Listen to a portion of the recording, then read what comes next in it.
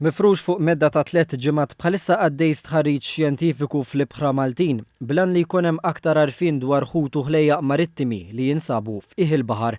L-istħarriġ li qed isir minn Aquatic Resources Malta se jeżamina l-istokkijiet tal-ħut tal-qiegħ għal aktar sajt sostenibbli fost oħrajn. L-istudju qed isir permezz ta' bastiment tas-sajt li ġimgħa mar apposta botot xjentifiċi avvanzati biex jieħu diversi kampjuni minn 45 post differenti fl-Ibħra Maltin. Dawn il-kampjuni kollha jiġu rreġistrati biex jiġu identifikati l-limiti bioloġiċi kollha tal-ispeċi fil-baħar. Ma' TVM News il-kap eżekuttiv tal-Aquatic Resources Malta Frank Fabri tkellem dwar l-importanza ta' dan l-istudju.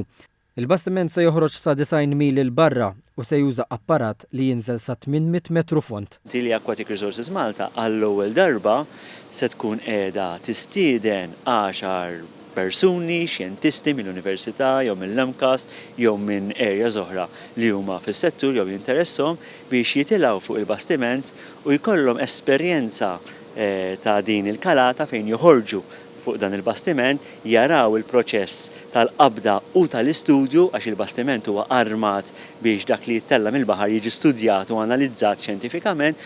L-uffiċjal mid-Dipartiment tas-Sajt Jurgen Mifsud spjega li l-iskart se jinġabar f'dan l-istadju fosthom il-microplastics li se jiġu iddokumentati. Kif nafu ovvjament globalment qegħdin naraw tendenza illi microplastics qegħdin ovvjament jiżdiedu bħala ammonti u huwa l-ħin opportun illi permezz ta' dan is-survey nestendu wkoll il-ġbir ta' data ta' microplastics. Dan l-istudju jagħmel parti minn studju Ewropew imsejjaħ Mediterranean International Troll Survey.